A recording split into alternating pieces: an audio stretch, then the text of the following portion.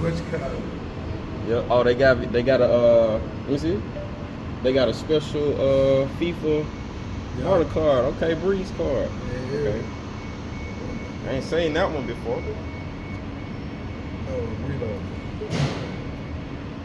So it's just like a Yeah. green dot card. Yeah. Just reload it. Trips.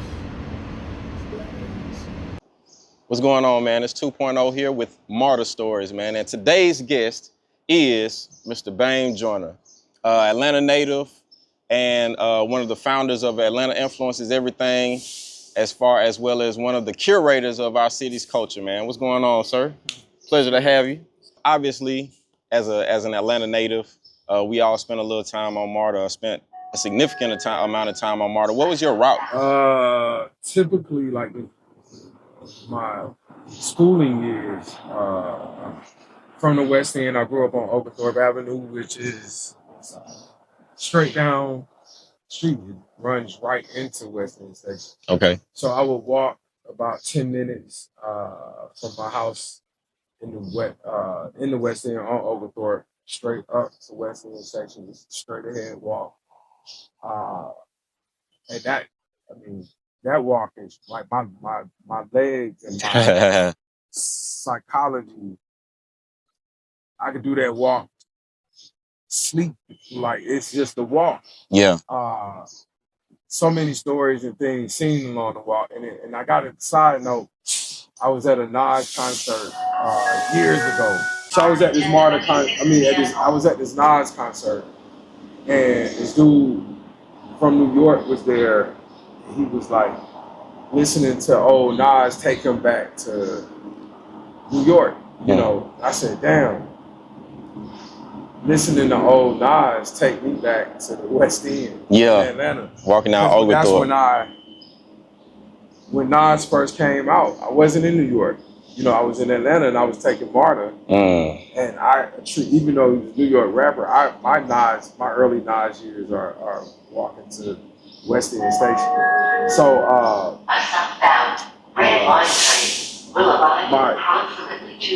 that was so walking to West End, and because I went to school in Buckhead, I went to Garden Hill, Sutton, North Atlanta.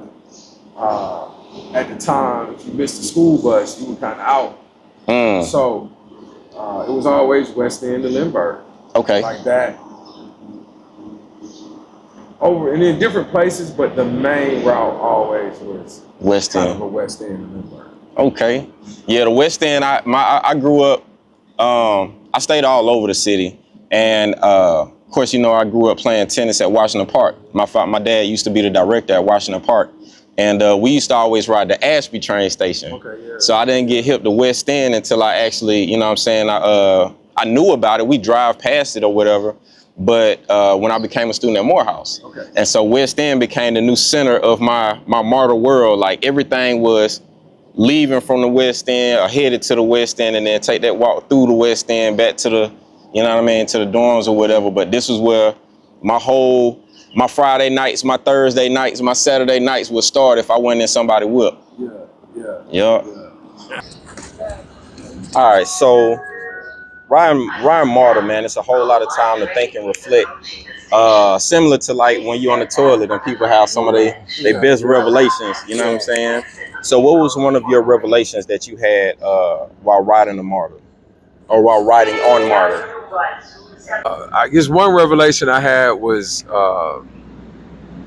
almost classism. Because we're not a 24-hour transit agency, you could, when it's 24 hours, it just is. But when it's not 24 hours, then things are kind of based on need. It's weird to say that just those little few hours change everything where it's not running. But early weekday mornings, no luggage. Late weekday nights, no luggage. And nothing going on in the city. I almost look at classism. Working, you know, kind of white collar corporate. 7:45 at the earliest, 8:30, anywhere in that 9:15-ish. But the train looks totally different at 11:45 on Tuesday and Wednesday, give or take some students, than it does where in a city like New York, the look of the train I don't live there. The times I've been there, the look of the train just looks the same any given time of day. Yeah. But in Atlanta, from blue collar to white, they ride at different times and they ride differently. And a lot of white collar, maybe half for sure of white collar, their routes are short. There's another half of white collar where they have the longer route, but at least half of white collar short route. And over the years, blue collar workers seem to take the longer routes with buses. So yeah, you can kind of pick up the ebb and flow of how the city moves economically by the train. Okay. I never paid attention to that, but yeah, that is interesting. And I guess based off of the scheduling,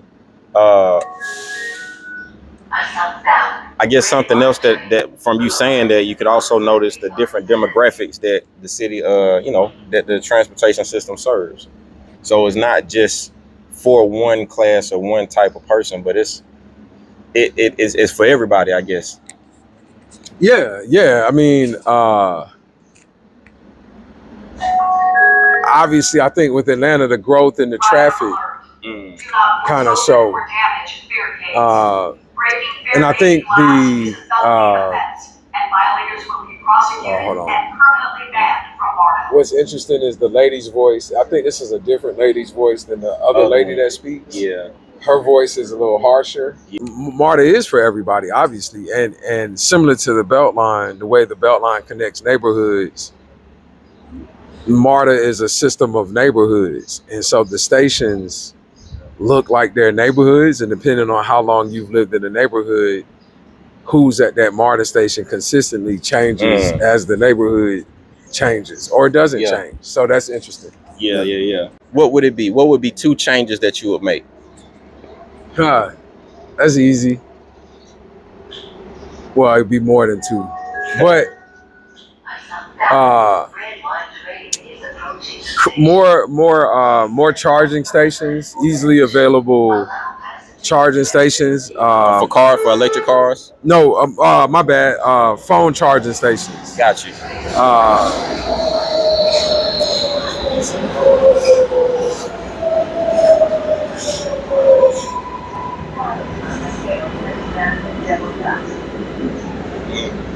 So my traveling, I've been like around the world, kind of seeing other public transit, and I hate being in Atlanta and seeing people on the hunt for phones when we live in a world where we all know. That's why the ease of the Breeze card tap, the fact that you can tap to get into the station now, tap your phone. That's MARTA acknowledging that the phone is like our third limb. Yeah. And if that's what it is, then when you walk into a MARTA station, readily available, immediate from a wayfinding point of view, phone charging stations, like the airport, kind of, in a sense. That's dope. And with that said, more innovative, creative wayfinding for the station and for the things immediately outside of the station. So maybe like I don't know, I'm just thinking Tomorrowland right now. So like if you walk into a station and then there's like a kiosk and you could put in your destination and then it'll show you a couple of different options for how to get there. Yes. Kind of thing. Yes. Yeah. That way the starting to use the stations as much as possible. It's not public property, but using the stations as much as possible as community, as hubs, where the station is more of a hub than a station. And kind of curating that in a way, and then having the stations match the character of the neighborhood or where they're at. The community, yeah. Like the way Art Center lets you know that when you're headed to the center that you are in is the Art Center. High In the museum, SEC yeah. station, Sports Entertainment Convention Center station, there's a bunch of room. That station is a large station. It has a bunch of extra space. As soon as the rider steps off to the SEC Center station, they should immediately feel like they're entering the world of sports, entertainment, and conventions. That's dope. The moment they step off. So, that's dope. Okay. Marty, y'all taking notes? All right. And the last question that I have for you is, if there's a Bem Joiner that's riding MARTA right now, you know what I mean? 16, 17, 20 years old, 25, 30 years old, that says, I want to be able to influence the city and be a positive light and representation of my city and the culture that raised me and that I love. What would be your message to inspire them today? Or what would you tell them if you could have a conversation with the younger version of yourself, or someone who's aspiring to do the things that you do and have done? What would be your message to them? My message to a younger me riding MARTA now is to, seek to learn, stay open and open to learning and seeking, while keeping, and this is a kind of a nod to Andre 3000 verse in the Art of Storytelling 4, but keeping that umbilical cord attached. And his line was, to a place that can't afford no landscaping and window draping. But Yeah. in this sense, keeping that umbilical cord attached to the variety of people that are riding MARTA, to the riders that ride by choice, to the riders that this is their only method, and that this is the day one rider that has to use MARTA. And I know we get in and plug in and music, and but listen to the languages, the different types of English being spoken. It might be all English, but it's levels. Depending on the station, different languages, different people. Pay attention to the fashion. Just pay attention to the vibe, because whether they grew here or flew here, this is what Atlanta is. It's becoming its own type of melting pot. And MARTA is like the grounding base of what the public is, because it's public. So anything public based, public library, public school, public transportation, they really show you your kind of base gem pop of the city. Yeah. And it lets you know who you are not, where you're at, where you've come from, and where you're trying to go. You can kind of discover that all by looking inside MARTA and on the car, but looking out the window as well. There's two ways: look in and then look out. And when you look out, you see the physical growth of the city as well as a bunch of people sitting in their cars. Yeah, that's a bar, man. My boy Bam got bars, man. That is one of the most beautiful things about MARTA to me, is that you get to see the diversity represented all in one space and all in one place. You know what I mean? They're just as much as there are things that are pleasant, there are things that are unpleasant, but they all kind of connect to draw the same picture. You know what I'm saying? Like as a I guess a minister or inspirational person or whatever, I realized very quickly that every picture, if it was only brightness, if it was only, light, there wouldn't be any depth to it. You got to have a contrast between the light and the dark in order to kind of help you to see and appreciate the boundaries of things and the definition of things. And so I feel like, again,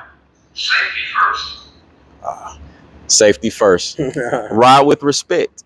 But yeah, it's that contrast that allows us to not just avoid the uglies, but also it's a reflection of our communities and our societies. And while we can't throw the baby out with the bathwater, it's like, okay, well, we understand that this is here too. You know what I mean? Like, yeah. But the beauty and diversity is one of the things that's always kind of stood out to me, and that I appreciate in life in general. You know what I'm saying? Like, you could judge somebody because they function a different way, or because their decisions are less productive than decisions that you might make or somebody else might make. But the reality of it is, they all paint the same picture. They all filter in to paint a picture of, this is the culture, this is the society, this is the community, and you know what I mean? Govern yourself accordingly. Yeah. All right. So this last segment, man, I call it Culture Rounds. And basically, I'm going to pick two artists, two songs from artists from your side of town. And you're going to tell me which one had a bigger cultural impact. Okay. All right. So the first round, round number one. Shawty Low, They Know, or Bone Crusher, Never Scared. Which one had a bigger cultural impact? Bone Crusher, Never Scared. I mean, it was just anywhere, anytime, no matter you from Atlanta or not. Everyone has to at some point be never scared. It's never scared against another person. Mm-hmm. It's never scared to pop the question. Mm-hmm. It's never scared to take the test. It is the ultimate hype, mental, personal hype song that people need. So, yeah. Plasma oozing out of your cerebellum. Yeah. All right, round number two. Okay, this one, I don't think you're gonna be able to answer this quickly. D4L, Laffy Taffy, or Franchise Boys, Lean With It, Rock With It. Which one had a bigger cultural impact? Oh man, they like the same. That's what I know. That's what I know. Man, that's a tough one. I feel they had the same cultural impact. But if I were to nudge one, if I had to nudge one over the other, yeah, I would have to go. Watch yourself. And Parlay gonna get me, but Parlay got to hear me out. I would have to go Laffy Taffy because of Fabo and the football socks with all the extra stuff he do with the dance and the full scale character that is Fabo. Like that's the only reason why Laffy Taffy would get the nudge. And Parlay now, I look at Parlay as the host of a party. Right. While I look at Fabo as a party starter. Like the party don't fully kick off till he start doing. But the host of the Parlay might bring on Fabo. You know what I'm saying? Like now that hopefully everybody is happy with their answer. Yeah, I know that one gonna start a conversation online. All right. In the last round, we gonna go Young LA, T.I. and Dro. They make it West Side. Ain't I remix versus DG Yola, Ain't Gonna Let Up. Which one had a bigger cultural impact? We doing the ain'ts. yeah. Ain't Gonna Let Up or Ain't I? Yeah. It would have to be those kind of steel drums when you hear them. Yeah. On the DG Yola. Yeah. And the fact that not just because the T.I. song got 3 people on it. But DJ Yola was always by himself. I think the thing about that DG Yola song, one, when you listen to the song word for word, and when you know more about his life, past and present, you know what I'm saying? He was a very short, small, solo person. And I just think about riding MARTA, trying to figure life out. Yeah. When you really learn more about who he is as a person, he was always solo. You don't really know of him doing a lot of features. Yeah, true. And that song was a very solo, I'm kind of going through it, but whatever I'm going through, I'm not going to hold me down song. Potent. And it reminds me of MARTA because you kind of see that in people's faces on MARTA. You know what I'm saying? It is the ultimate, like, man, I'm going through it, but I'm on my way to go I ain't gonna let up on my dreams. So I'm going through it, but I'm riding somewhere. I'm finna go try to figure it out though. That what I'm. So that ain't Okay. gonna let up. It do something. Them steel drums. It do something to the Yeah, soul. yeah. So I had to come with the gifts, man. So we got this limited edition bucket hat collab with Atlanta United. I rock the buckets. Yep. Yes, And sir. then got a tee for you. What size you wear? Large, medium? Extra large. Extra. Yeah, I can do a large. Though. What is it? What have you got? What I got? Yes, sir. Yes, sir. Oh There yeah. we go. Yeah, I rock Good. that. It's cool. Yes, sir. Yes, sir, man. And this has been MARTA Stories, man, with 2.0. Appreciate you, Brody. MARTA Stories. Appreciate you having me, brother. Yes, sir. You.